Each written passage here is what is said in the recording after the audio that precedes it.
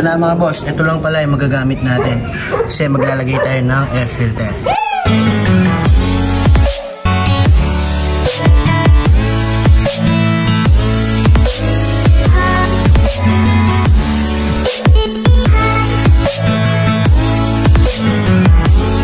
Yun, what's up guys? Ito yung continuation ng vlog natin na nag-install tayo ng ram air at breather filter dito sa ating Raider 150 Fi.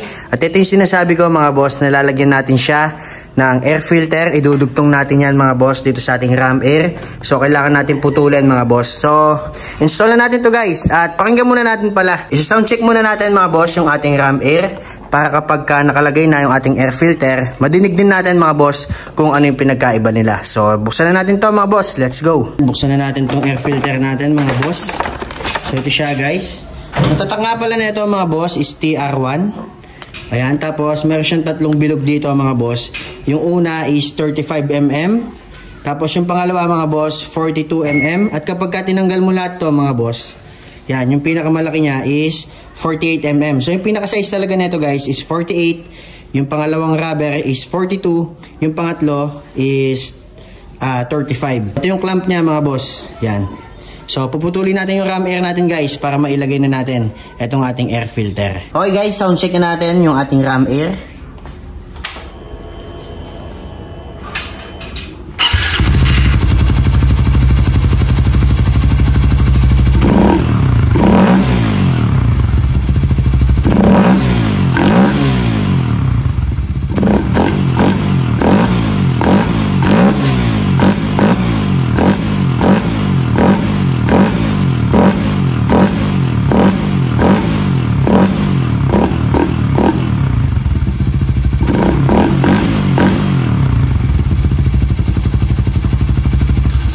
Ang lakas talaga ng tunog mga boss kapag naka-ram air. So testingin naman natin to guys.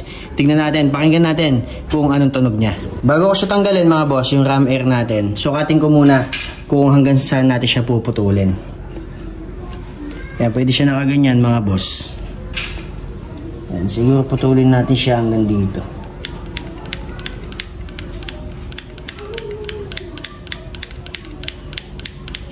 Pwede naman siyang ikutin, pwede siyang nakalagay banda dito. Ito kasi nakalabas pa siya. So kapag naputol na natin siya guys, tsaka na lang natin siya ipwesto. Yan mga boss, all goods na. Tanggalin muna natin mga bossing. Dali lang naman tanggalin to.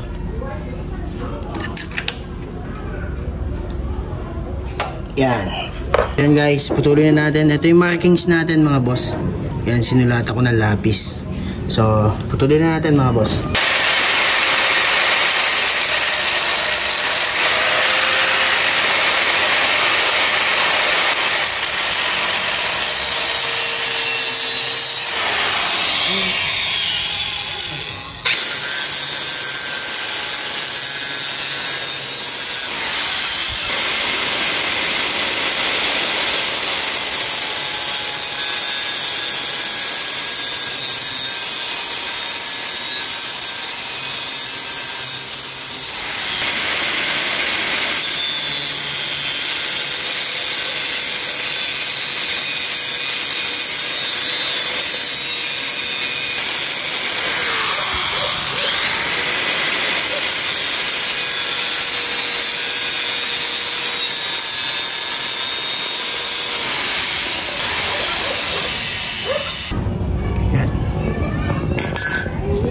Ito na mga boss, ito lang pala yung magagamit natin kasi maglalagay tayo ng air filter. So linisin lang natin to mga boss.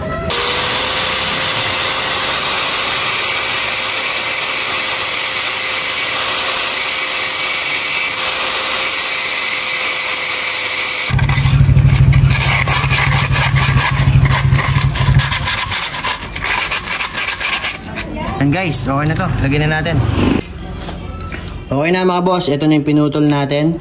Ayun yung pagkakaputol niya. Di siya masyadong pulido guys, pero okay na yan, all goods na yan, di na makikita yan.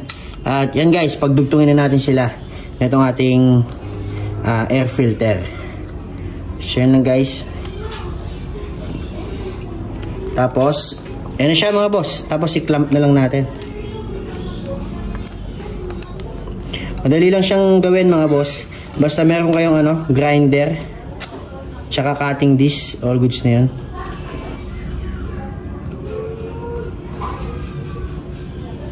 Sound check natin mamaya mga boss, tignan natin kung ano yung tunog nito. Maganda sana yung tunog ng ram air lang guys, kaya lang di siya pwede talaga eh. Kailangan talaga natin ng air filter para hindi masira kagad o hindi masyadong madumihan yung ating throttle body.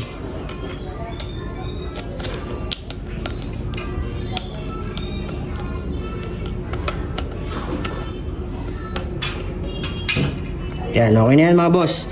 Lagay na natin.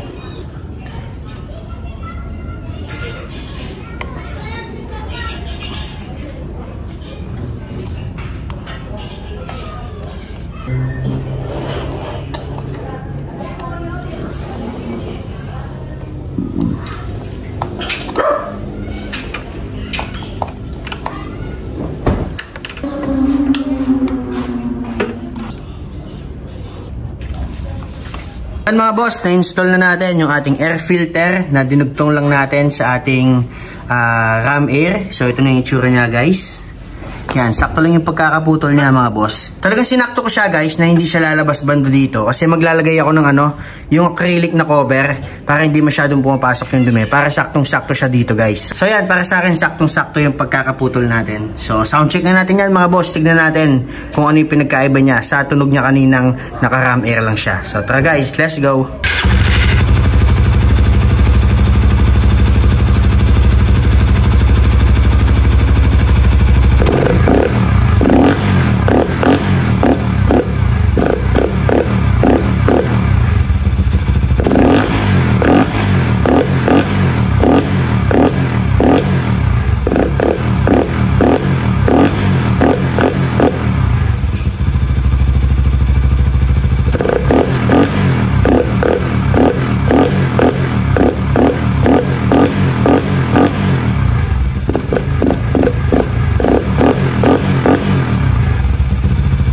So yun guys, nadinig nyo naman, maganda pa rin yung tunog pero mas malakas talaga yung tunog guys kapag ka naka-ram air tayo na walang air filter. So eto guys, okay lang din naman, mas malakas nga yung tunog nun, kaya lang mas safe naman mga boss kapag ka meron tayong air filter. So ayun lang guys, ganun lang kadaling maglagay ng air filter kasama yung ating ram air. Mas gusto ko kasing may ram air mga boss para kita yung air filter natin dito. Kapag ka kasi air filter lang siya, so, nandito lang guys, hindi siya masyadong kita. So mga boss, medyo nakapaganyan siya ng konti. At para sa akin lang, mas maganda yung itsura niya kapag ka nakalabas siya ng konti mga boss. At ito yung itsura niya guys. Yan, napaka all goods. Saktong-sakto mga boss. Yan, so, yan mga boss, dito ko natatapusan yung ating video. Sana may natutunan kayo dito sa vlog natin mga bossing. Please like, share, and subscribe dito sa ating YouTube channel. Ako si Bokang Motovlog. Maraming salamat sa inyo guys. Kita-kita na tayo sa next video.